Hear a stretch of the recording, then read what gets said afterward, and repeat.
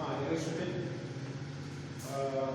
ये आप जो क्लास है industrial management and entrepreneurship class है, जो कि मैं प्रीवियस क्लास में बताया था आपको मैनेजरियल थ्योरीज, मतलब developmental theories of the management. लेकिन आज मैं आपको बताऊंगा, ठीक है, जो नेक्स्ट मतलब यूनिट फर्स्ट की नेक्स्ट टॉपिक है ऑर्गेनाइजेशनल बिहेवियर। ऑर्गेनाइजेशनल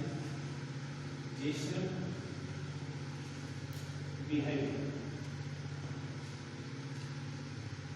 तो आज हम बच्चों ऑर्गेनाइजेशनल बिहेवियर्स के बारे में स्टडी करेंगे। इसमें जो हम स्टडी करते हैं it is the branch of science, या इसमें जो हम लोग स्टडी करते हैं ये हमारे ऑर्गेनाइजेशन में जो वर्कर्स या एम्प्लॉयज को टास्क दिया जाता है, उनको वर्क जो दिया जाता है, उनकी अपने वर्क को किस तरह से हैंडल कर रहे हैं, उनकी परफॉर्मेंस क्या है, ठीक है। तो ये सारी एक्टिविटीज जो हम स्टडी करते हैं वो ऑर्गेनाइजेशनल बिहेवियर्स में ये। तो आप समझ गए होंगे कि किसी भी ऑर्गेनाइजेशन में किसी एम्प्लॉयज या वर्कर्स की जो पूरी एक्टिविटीज होती है अपने ऑर्गेनाइजेशन के ऑब्जेक्टिव या गोल को अचीव करने में जो उनकी एक्टिविटीज होती है, मींस लीडरशिप करते हैं, मोटिवेशन करते हैं, ठीक है। तो ये सब सारी जो सारी एक्टिविटीज होती है, ये सारा जो मैं स्टडी करता हूँ ये ऑर्गेनाइजेशनल बिहेवियर्स में होता है। तो आप कह सकते हैं कि जो ऑर्गेनाइजेशन बिहेवियर होता है, ठीक है, organisation behaviour is the study of both group and individual performance, group and individual performance and activity human behaviour within an organisation and activities of human behavior within organization, that is called organizational behavior। तो हमारा ये हो गया organisational behaviour. तो organisational behaviour को हमने जान लिया, और इसमें जो आपने इसको जान लिया, और आपको जो पढ़ना है मोटिवेशन, लीडरशिप, ये आपको डिटेल्स में आपके सिलेबस में है, और उसी चीज को हम लोग डिटेल्स स्टडी करेंगे, उसका डिस्कस करेंगे। तो फर्स्ट मोटिवेशन। तो अब हम आपको बताएंगे व्हाट इज द मोटिवेशन। मैंने पहले आपको बताया कि ऑर्गेनाइजेशनल बिहेवियर क्या है, उसमें जो हम स्टडी करते हैं मोटिवेशन का, लीडरशिप का, कम्युनिकेशन का, जो भी सारी एक्टिविटीज होती हैं वो सारी स्टडीज इसमें की जाती है ऑर्गेनाइजेशनल बिहेवियर में। और उसमें हम लोग पहला जो डिस्कस करेंगे ये मोटिवेशन का डिस्कस करेंगे, मोटिवेशन पर डिस्कस करेंगे। तो बच्चों मैं आपको बता दूं जो मोटिवेशन होता है, आगे इसको आप समझ लीजिए, फिर नोट्स आपको तो मिल ही जाएंगे, ठीक है, कॉलेज के साइट पे, यूट्यूब पे। तो मोटिवेशन, देखिए जो मोटिवेशन है ये derive from the word mover, mover derive from a word, Latin word है, दिस इज द मूवर। इसको क्या है, ये mover, this is the Latin word, ये लैटिन वर्ड से डिराइव किया हुआ है, डिराइव फ्रॉम लैटिन वर्ड, ठीक है, Latin word mover. Mover means, देखो मूव मींस चलना, और लग गया चलाने वाला, आपको एक्टिवेट करने वाला, आपको किसी काम को करने के लिए उत्साहित करने वाला जो प्रोसेस होती है, जो एक्टिविटीज करते हैं हम लोग, उसको बोलते हैं बच्चों मोटिवेशन। वो सारी प्रोसेस क्या हो गई, मोटिवेशन हो गई। अब मोटिव मींस होता है मूव, ये मूवर से ही एग्जिस्ट किया हुआ। अब मूवर देखो मोटिव मूवमेंट से हुआ, और जो मूवर है उसको मूव कराने वाला है, तो ये हो गया mover, which is the process से मोटिवेशन होता है। अच्छा, तो ये जो है मूव, टू मूव को कराने का। अच्छा, मोटिवेशन बच्चों ये पूरी तरह से नीड एंड डिजायर पे, और डिजायर, नीड और डिजायर पे पूरी तरह से डिपेंड है हमारा मोटिवेशन प्रोसेस। अगर आप एम्प्लॉइज या वर्कर्स के नीड को जान लेते हैं, उनकी इच्छा क्या है, उनकी आवश्यकता क्या है, तो देन आप उनको इजीली से मोटिवेट कर सकते हैं। ठीक है, तो ये नीड और डिजायर पे पूरी तरह से डिपेंड करती है हमारा मोटिवेशन। तो आप कह सकते हैं कि it is the process of stimulating people to attain to a action to accomplish the goal or objective of the organization।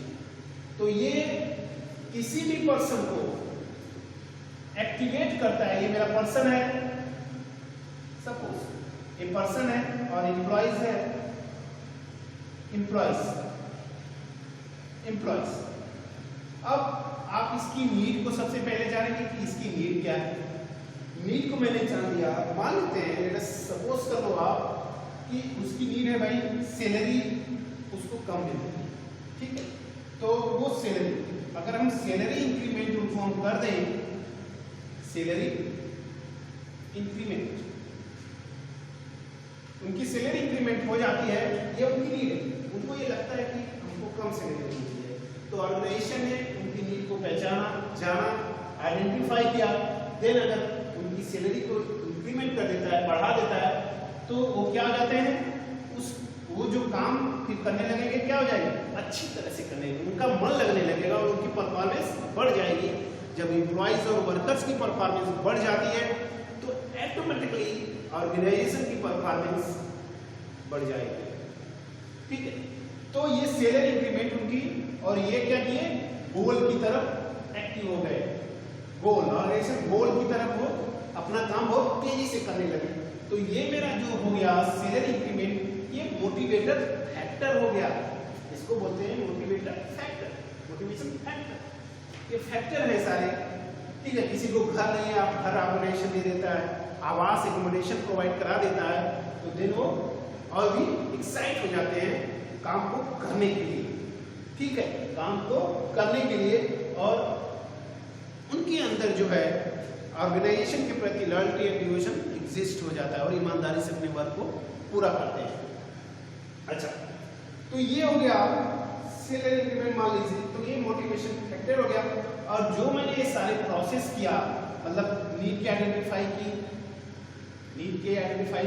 Identify किया, सैलरी इंक्रीमेंट किया, ये सब सारी जो एक्टिविटीज होती है, जो प्रोसेस होती है, उसी को मैं बच्चों को बोलता हूँ क्या, मोटिवेशन। कि आपने उनको मोटिवेट किया, मीन्स टू इंकरेज द, ठीक है, encourage the employees to the doing work, to the increases performance in organisation. तो ये हो गया मोटिवेशन। तो मैंने बताया मोटिवेशन की डिफिनेशन आपको बता दिया, और ये सारे नोट्स आपको मिल जाएंगे। अब मैं बताता हूं बच्चों मोटिवेशन का नेचर क्या होता है, मोटिवेशन का नेचर क्या होता है, कैरेक्टरिस्टिक और नेचर ऑफ मोटिवेशन, कैरेक्टरिस्टिक और nature of motivation.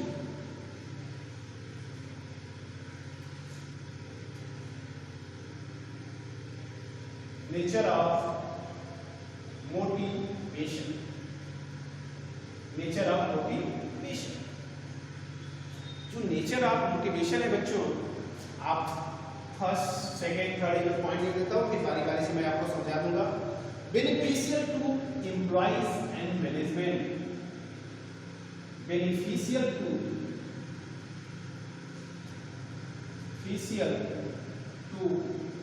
Employees and management. ठीक है, दूसरा है बच्चों beneficial to employ management, psychological process, psychological process. Third है गोल ओरिएंटेड,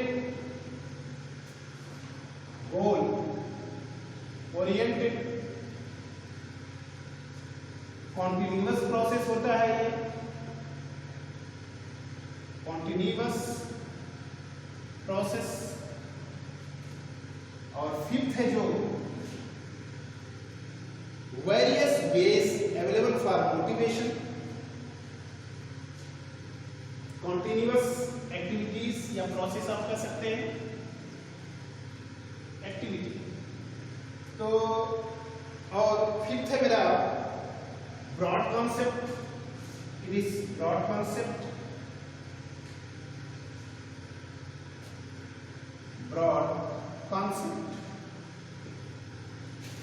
ये हो गया ब्रॉड कॉन्सेप्ट। और various ways available for motivation, various types of veg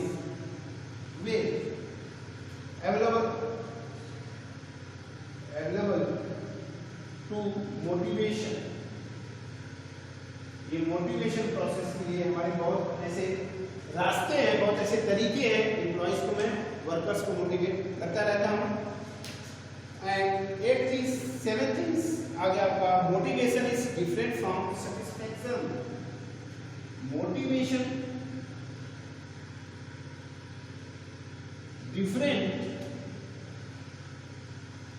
different from satisfaction। अब ये सेटिस्फैक्शन और मोटिवेशन में क्या डिफरेंट है, सेटिस्फैक्शन से मोटिवेशन कैसे डिफरेंट है, अलग है, ये मैं इसको भी आपको बताऊंगा। और एक है जो इनिशिएटिव बाय मैनेजर या इंचार्ज, इनिशिएटिव बाय मैनेजर और इंचार्ज, ठीक है। अब 9th है, जो 9th है मेरा ये है इसेंस ऑफ मैनेजमेंट प्रोसेस।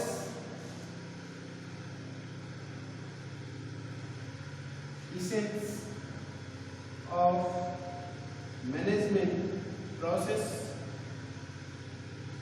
अब जो 10th है बच्चों last, it is the related to a person, it is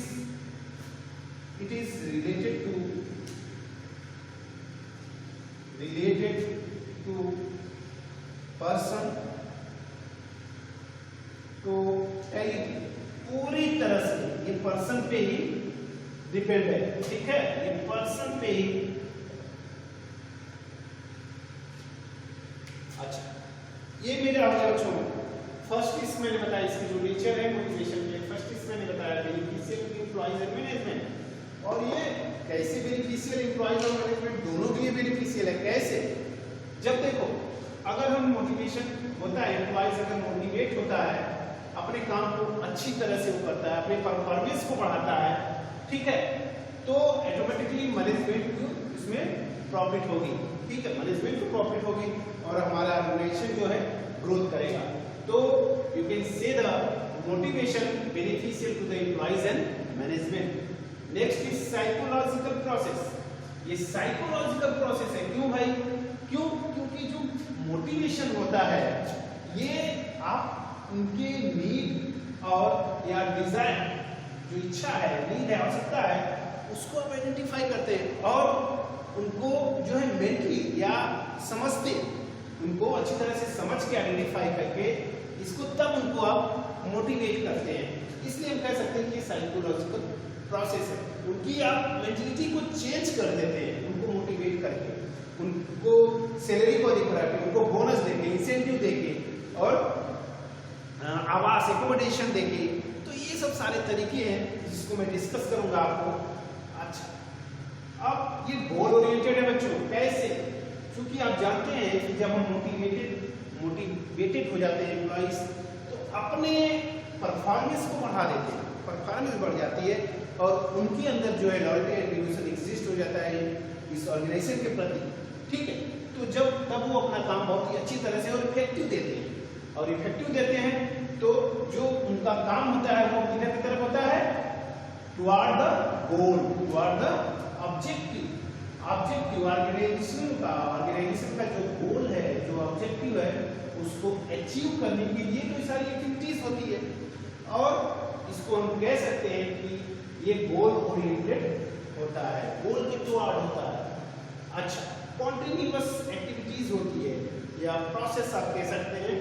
तो जो मोटिवेशन होता है ये कॉन्टिन्यूअसली एक्टिविटीज होती है, आप मोटिवेट एम्प्लॉइज को करते रहते हैं by the speech, by the financial factors, by the non financial factors.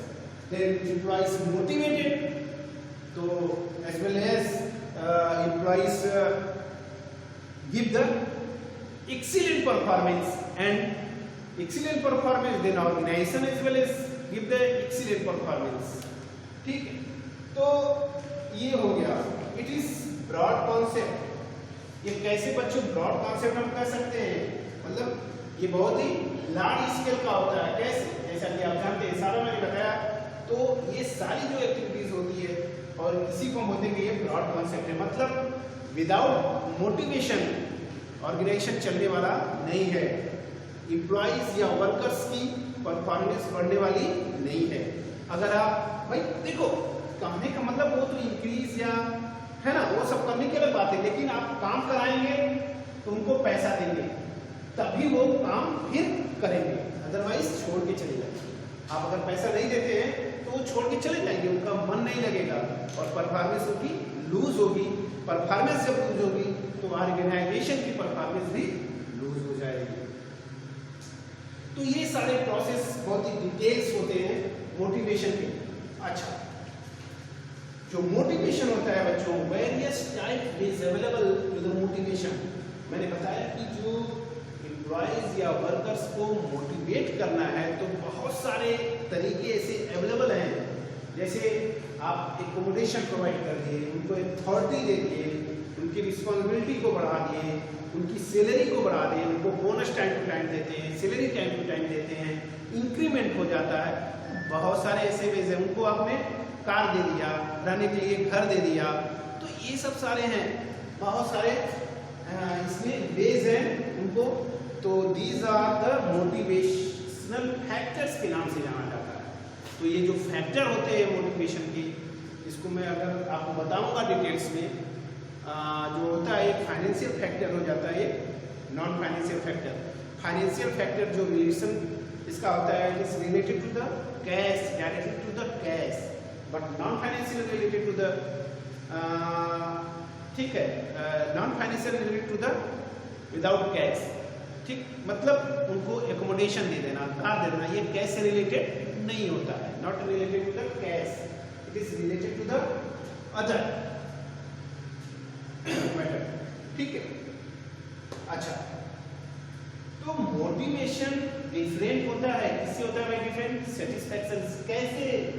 Motivation जो प्रोसेस है, इसके बाद आपका सेटिस्फैक्शन होगा, मिलेगा, तो it is the result of the motivation process. ये रिजल्ट है, but it is the process है। मोटिवेशन क्या है? ये प्रोसेस है। अब ये क्या है? मोटिवेशन का रिजल्ट है। अगर एम्प्लॉइज सेटिस्फाई होता है, सेटिस्फैक्शन उसको मिलती है, उसकी डिजायर या नीड्स की पूर्ति होती है, तो then employees satisfy, you can say the employees are the satisfied. तो then satisfied, this is the result, and motivation is the process. तो सेटिस्फैक्शन जो मिलता है after the motivation process, you can say. अच्छा, इनिशिएटिव बाय मैनेजर या incharge. ये जो motivation होता है बच्चों, ये आपके मैनेजर या आपके इंचार्ज, आपके सीनियर्स से ही आपको मिलता है, वही इसको इनिशिएट करते हैं, वही इस प्रोसेस को अपनाते हैं, आपको मोटिवेट करने के लिए, आपको सपोर्ट करते हैं, लीड करते हैं। ये सारे these are the motivational factors. अच्छा, अब हम चलते हैं बच्चों इसेंस ऑफ मैनेजमेंट प्रोसेस।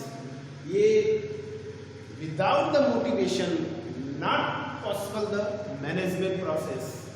तो आपका मोटिवेशन ये होना तय है, निश्चित है, मतलब आप काम करते हैं तो आपको पैसा मिलता है, ये भी मोटिवेशन ही है। अगर आपको पैसा नहीं मिलता है काम करने पे, तो फिर आप अगले दिन से काम पे नहीं आएंगे, मजदूर नहीं आएंगे। तो ये सब सारे हैं। Initiative by the managers, incharge हो गया, इसेंस ऑफ मैनेजमेंट प्रोसेस हो गया, and it is related to the person totality, मतलब ये पूरी तरह से पर्सन, एम्प्लॉइज या वर्कर्स पे ही डिपेंड है, इसी पे डिपेंड है। ये पर्सन के लिए ही किया जाता है, जो प्रोसेस है बच्चों पर्सन पे ही अप्लाई होता है, पर्सन के लिए ही किया जाता है। पर्सन मींस एम्प्लॉइज या वर्कर्स, या मैंने पहले भी आपको एक बार बताया था, ठीक है, वो होते हैं पर्सोनेल, उनको बोलते हैं पर्सोनेल। पर्सन ये होता है पर्सोनेल, पर्सोनेल मींस एम्प्लॉइज या वर्कर्स, ठीक है, ये हो गया सारा। तो अब हम बच्चों चलेंगे, ये नेचर ऑफ मोटिवेशन सारे हो गए 20। अच्छा, नेटिव ये आपके नेचर ऑफ मोटिवेशन हो गए। अब मैं चाहता हूँ बच्चों आपको बताता हूँ कि इसके ऑब्जेक्टिव क्या है, इसके इम्पोर्टेंस क्या है। तो ये मैं आपको बता देता हूँ, नोट्स आपको मिल जाएगा सारा। मैं यहाँ केवल आप समझने का काम करिए।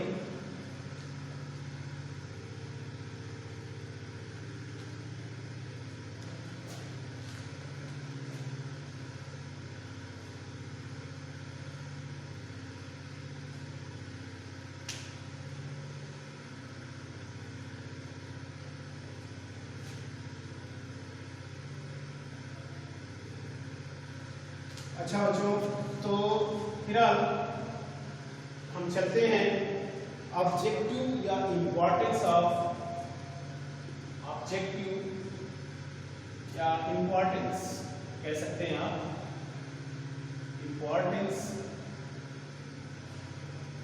Of motivation, of motivation. तो ये भाई ऑब्जेक्टिव, देखो मैंने साथ में इसको कर दिया है। ऑब्जेक्टिव मतलब जो आपको अचीव करना है, जो टारगेट है मेरा, है ना, वो अचीव जो करते हैं उसको, वो मेरा ऑब्जेक्टिव हो गया। तो जो मोटिवेशन करके ऑब्जेक्टिव होता है, मीन्स आप कह सकते हैं कि इंक्रीज द परफॉर्मेंस या increase the employees performance, increase the productivity of production of organization, increase the organizational performance, ये सब सारे ये हमारे ऑब्जेक्टिव, ठीक है। तो ये टारगेट हो गए, इसी को बोलते हैं ऑब्जेक्टिव, इंपॉर्टेंस ऑफ मोटिवेशन।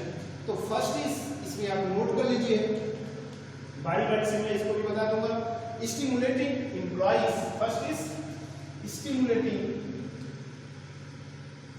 जो कि मैंने डिफिनेशन में आपको बताया था, स्टिमुलेट करते हैं, स्टिमुलेटिंग एम्प्लॉइज, स्टिमुलेटिंग एम्प्लॉइज। दूसरा, building high moral, building high moral, building high moral. Facilities changes, facilitates changes होने के लिए आपको मजबूर कर देगा, इजी बना देता है आपको चेंज होने के लिए। Reduces absentees and labour turnover, reduces absenteeism and labour turnover, ठीक है। Fifth is securing employees cooperation, securing employees cooperation and coordination,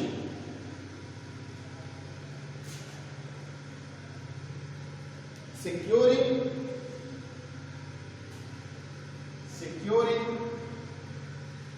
employees cooperation, ठीक है बच्चों। और ये हो गया मेरा 6 जो है maintaining human relations, maintaining human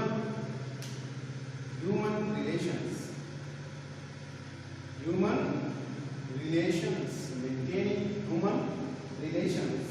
सातवां हो गया बच्चों, develop positive attitudes, develop positive attitudes, ठीक है। It is raising productivity and efficiency, raising बढ़ाना, ठीक है, रेजिंग प्रोडक्टिविटी एंड एफिशिएंसी,